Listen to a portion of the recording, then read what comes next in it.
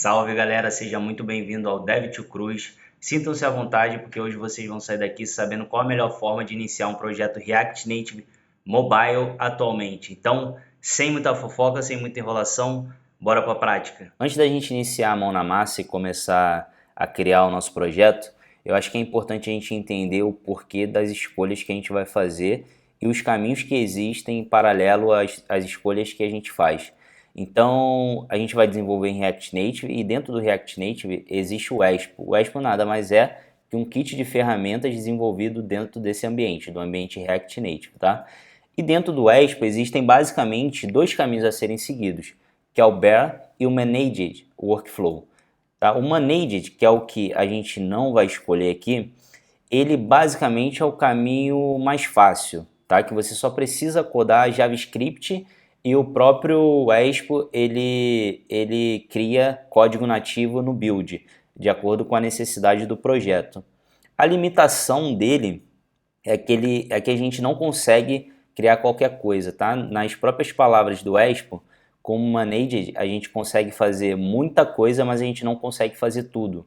Então, essa limitação, o trade-off, ela acaba não sendo interessante em projetos muito grandes, dependendo do escopo do projeto que a gente vai seguir.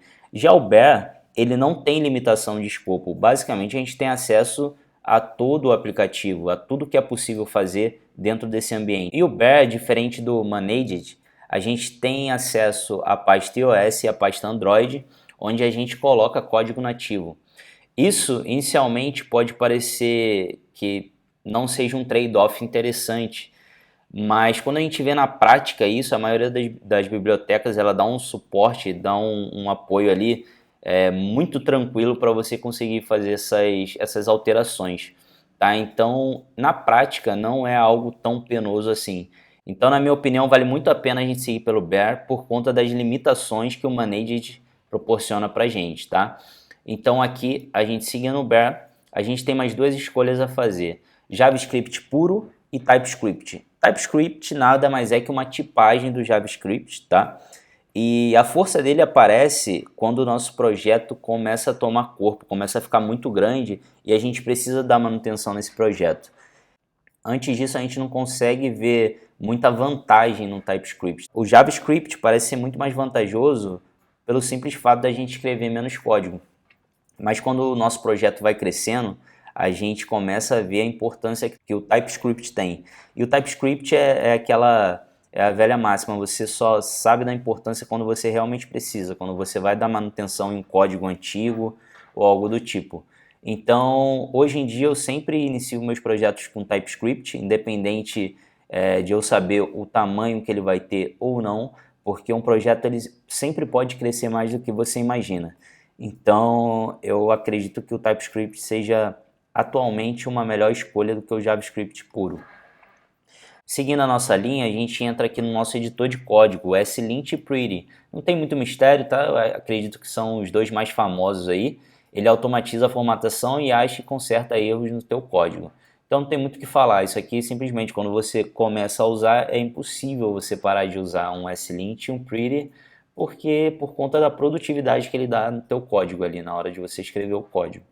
Tá? E por último aqui, eu escolho o Styled Components porque eu me adaptei muito bem à nossa estilização de CSS. Tem outras aí, tem alguns famosos aí, mas eu acredito que o Styled Components é o mais famoso e eu me adaptei muito bem a ele. É bem tranquilo, você escreve só um código tanto para web quanto para mobile, então isso ajuda muito ali na sua cabeça na hora de quando você tem que virar uma chave de web para mobile. Você escreve a mesma coisa no CSS, então eu acredito que isso ajuda bastante a cabeça da gente ali na produtividade e a forma como a gente estrutura o nosso código. Agora vamos para a mão na massa aqui. Eu vou abrir um terminal, já estou com o terminal aberto, mas antes de abrir o terminal, é importante que a máquina de vocês esteja setada de acordo com esse tutorial aqui. Opa, cadê? Installation. Eu vou deixar o link aí embaixo, que a máquina de vocês tem que ter algumas coisas instaladas para você poder seguir esse tutorial. Então precisa do Node, do Git, do Watchman para macOS e Linux, e é recomendado o VS Code, o Yarn e o PowerShell para usuários de Windows, tá? Então, no meu caso aqui, eu uso o Yarn, o VS Code, é o meu editor de código preferido, eu gosto muito dele, ele tem bastante otimizações aí que é bem interessante na hora de codar. Então segue essa instalação caso a sua máquina não esteja preparada ainda para seguir esse tutorial e vamos embora. Vou abrir um terminal e a primeira coisa que a gente vai criar é o nosso projeto. Então eu vou para o meu desktop e vou... O nome do nosso aqui vai ser teste. Tá criando o nosso app aqui. Bom, nosso app pronto, a gente vai entrar dentro da pasta cd teste e a gente vai abrir com o VS Code, que é o nosso editor. Aqui eu vou abrir um terminal dentro do VS Code e vou encerrar aquele meu terminal. Agora eu vou adicionar o TypeScript. Então eu vou criar um testconfig.json.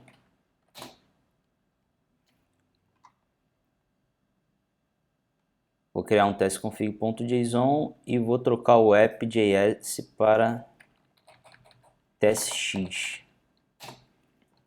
E aqui de quebra eu vou tirar o package lock e vou dar um yarn. Se demorar eu dou um corte no vídeo. E vou dar um yarn start para a gente instalar as dependências do TypeScript. Tá? Aqui é só dar um yes que ele vai instalar automaticamente as dependências. Bom, aqui a gente já está com o nosso TypeScript setado no nosso projeto. Agora a gente vai adicionar o slint e o pretty.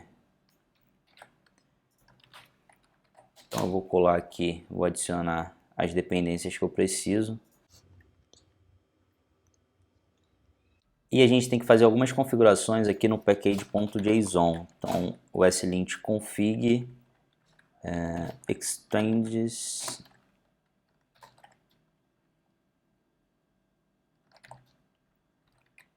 universe/native. Deixa eu ver se eu escrevi certo. Escrevi, ok. Agora a gente vai criar um arquivo slint.js. E dentro desse arquivo a gente vai colocar um módulo exports extends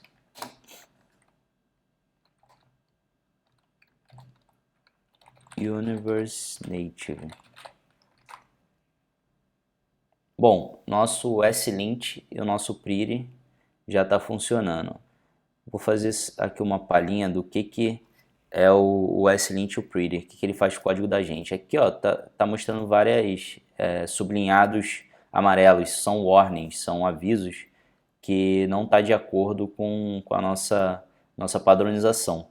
Então quando a gente vem aqui e dá um salvar, ele já atualiza sozinho. Então esse é o poder do slint com pretty no nosso código. Então a gente não precisa ficar preocupado com ponto e vírgula, por exemplo, quando eu dou um salvar ele já bota ponto e vírgula.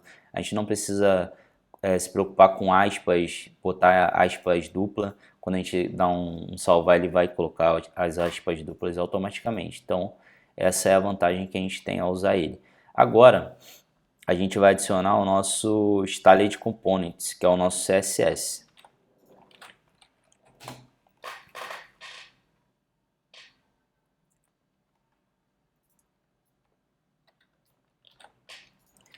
E a gente vai adicionar a tipagem dele para o React Native.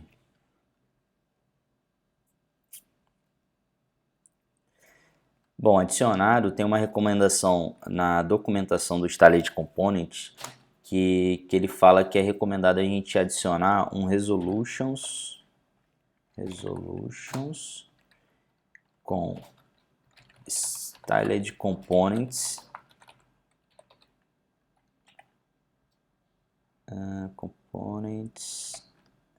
e a gente crava a versão dele. Quando a gente usa o Yarn, que é o nosso caso aqui, é muito recomendado a gente botar essa inserção aqui, essas linhas aqui, para não ter conflito de instalações de versões diferentes. Pode dar conflito no nosso código e causar problema aí. Tá? Então aqui o nosso Styled Components já está tudo certo. Agora a gente vai instalar três extensões do VS Code. O S-Lint, eu não vou instalar aqui porque na minha máquina já está instalado. O Pretty e o VS Code Styled Components, esse daqui. Então instala essas três extensões aí, que elas são uma mão na roda aí pra gente. Que mais? Agora eu vou iniciar um simulador aqui. Vou dar um corte aí que vai ficar muito longo. Bom, com o nosso simulador iniciado, agora chegou a hora da gente criar a nossa estrutura de páginas, de pastas. Então eu crio um src routes e um services.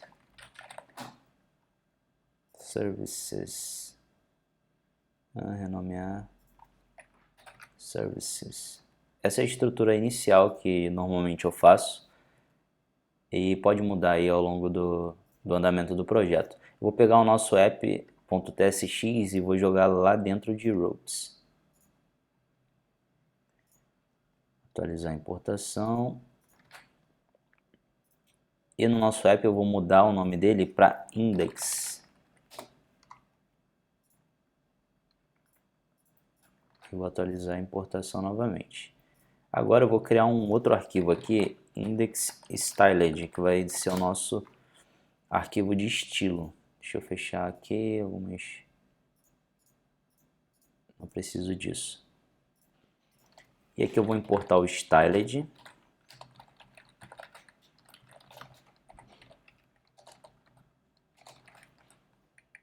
Nossa, styled barra native. Vou criar um container, que é uma view, e vou aliar um centro.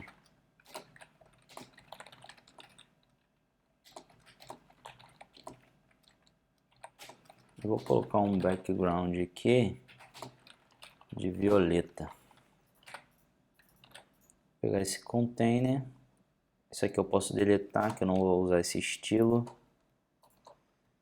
Eu vou deletar isso aqui também. Container, isso aqui eu deleto e vou importar. E aqui eu vou criar um outro de texto.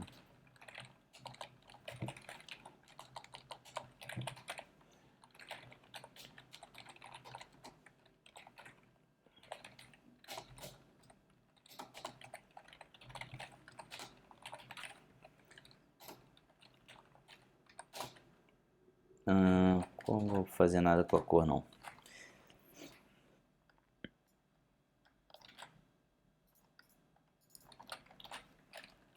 E vou importar aqui no nosso arquivo. Então esse aqui é o nosso Styled Component funcionando. Como vocês podem ver, essa aqui é a mesma forma que a gente escreve o CSS no web. Então, na minha opinião, facilita muito, porque você escreve de uma forma só o teu CSS, tanto no web quanto mobile.